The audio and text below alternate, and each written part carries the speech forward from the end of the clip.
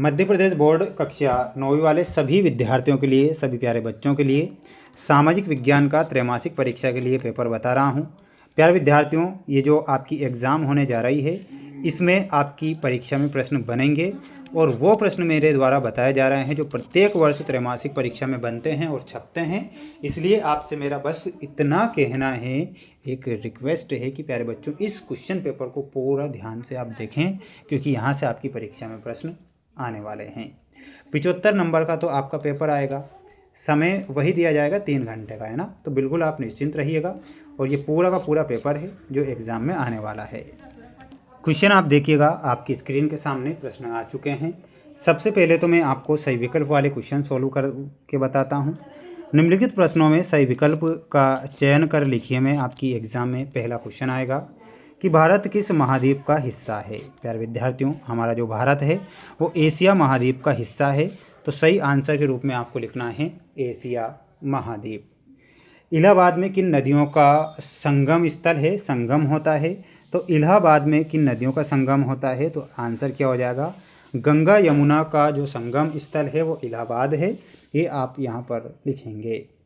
प्रथम विश्व युद्ध कब लड़ाया गया था, तो प्रथम जो विश्व युद्ध है 1914 से 1918 में प्रथम विश्व युद्ध लड़ा गया था, तो इसमें 1914 से 1918 लिखना है। सभी विद्यार्थी, सभी प्यारे बच्चों को चैनल को सब्सक्राइब जरूर करके रखना है। प्रत्येक विषय के लिए जो पेपर मैं बना रहा हूँ, ये आपकी एग्ज़ाम की दृष्टि से ऐसे प्रश्न हैं जो कि आएंगे परीक्षा में।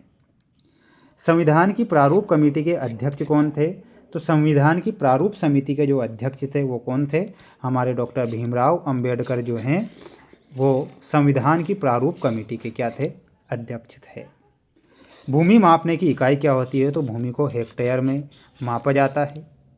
बंगाल में किस वर्ष अकाल पड़ा था, तो बंगाल में 1943 में अकाल पड़ता है, तो इसमें आपको लिखना है 1943 विल बी करेक्ट आंसर। ये आप ध्यान रखेंगे। सभी स्टूडेंट्स, सभी बच्चे, सभी प्यारे विद्यार्थी वीडियो को लाइक कर चैनल को सब्सक्राइब जरूर करें, क्योंकि आपके लिए जो क्वेश्चन पेपर बता रहा हूँ ना, आपकी परीक्षा में ज़रूर आएंगे। ये मेरा आपसे वादा है। ये आपके रिक्त स्थान आएंगे परीक्षा में ना। ब्रह्मपुत्र नदी को तिब्बत में के नाम से जाना जाता है, तो ब्रह्मपुत्र नदी को तिब्बत में सांगपो के नाम से जाना जाता है, तो इसमें क्या लिखना है, सांगपो। कार्ल मार्क्स ने नामक ग्रंथ की रचना की थी, तो कार्ल मार्क्स ने दास कैपिटल की रचना की थी। मैं ऊपर आंसर लिख रहा हूँ, तो आंसर क्या होगा, दास कैपिटल। लोकतंत्र नागरिकों का बढ़ाते हैं, तो लोकतंत्र नागरिकों का सम्मान बढ़ाते हैं, तो यहाँ पर आपको लिखना है सम्मान।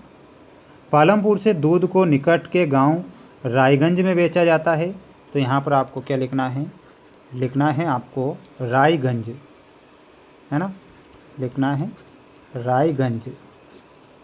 2011 की जनगणना के अनुसार भारत में साक्षरता दर कितनी थी, तो यहाँ पर आंसर के रूप में लिखना है 73%। मतदान करने वाले को क्या कहते हैं, तो मतदान करने वाले को मतदाता बोला जाता है, तो इसमें क्या लिखना है, मतदाता। सभी बच्चे इसका एक स्क्रीनशॉट लेकर याद करें और अच्छे से पढ़ें। इसके बाद हम बढ़ेंगे अगले प्रश्न की ओर।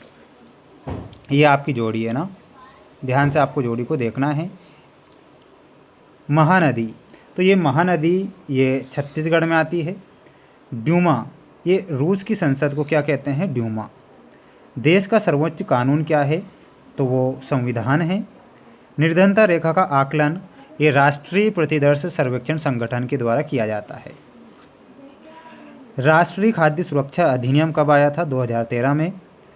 चुनाव आयोग का कार्यकाल होता है 6 वर्ष का, तो 6 वर्ष आपको यहाँ पर लिखना है। ये आप स्क्रीनशॉट ले सकते हैं। बढ़ेंगे हमारे अगले क्वेश्चन की ओर। अगला क्वेश्चन है आपका, ध्यान से आप देखिएगा। शीतलहर क्या है, प्यारे विद्यार्थियों, शीतलहर क्या है, जब ठंडी हवाएं तेज चलने लगती है उसे शीतलहर कहते हैं। ठीक है। भारत का जनसंख्या घनत्व कितना है, तो इसमें आपको क्या लिखना है, 382 प्रति वर्ग किलोमीटर। युंगफोक क्या था, तो ये नात्सी युवा संगठन है।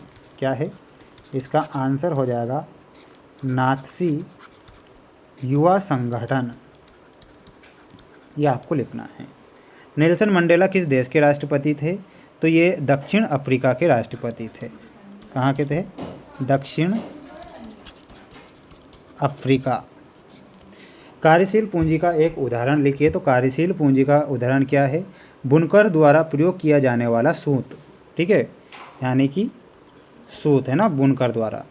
बीपीएल कार्ड किस वर्ग के लोगों को प्रदान किया जाता है? तो गरीबी रेखा से नीचे रहने वालों को, ठीक है। यहाँ पर आपको क्या लिखना है? गरीबी रेखा के लोगों को, ठीक है, ये लिखना है। इसके बाद में ये आपके सत्य असत्य वाले क्वेश्चन आएंगे। लू शीतलहर में चलने वाली गर्म हवाएं हैं, तो ये आपको असत्य लिखना है। भारत में जनसंख्या वृद्धि का एक कारण मृत्यु दर में कमी भी है, ये सत्य लिखना है। भारत की जनगणना प्रति वर्ष 5 वर्ष में की जाती है, गलत होगा। हिटलर आर्थिक संकट दूर करने के लिए उद्योग स्थापित करना चाहता था, गलत होगा।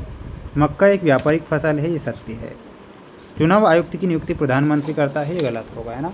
तो बिल्कुल आप इन क्वेश्चन को याद करके रखें और अच्छे से पढ़ें, है ना। ये क्वेश्चन जो बच रहे हैं उनके आंसर मैं आपको नेक्स्ट वीडियो में बता दूंगा, है ना। और ये आईएमपी के तौर पर बता रहा हूँ, मौस्ती के तौर पर, और परीक्षा में ये बनेंगे, है ना। तो बिल्कुल चैनल को सब्सक्राइब करके रखें। मिलते हैं नेक्स्ट वीडियो में।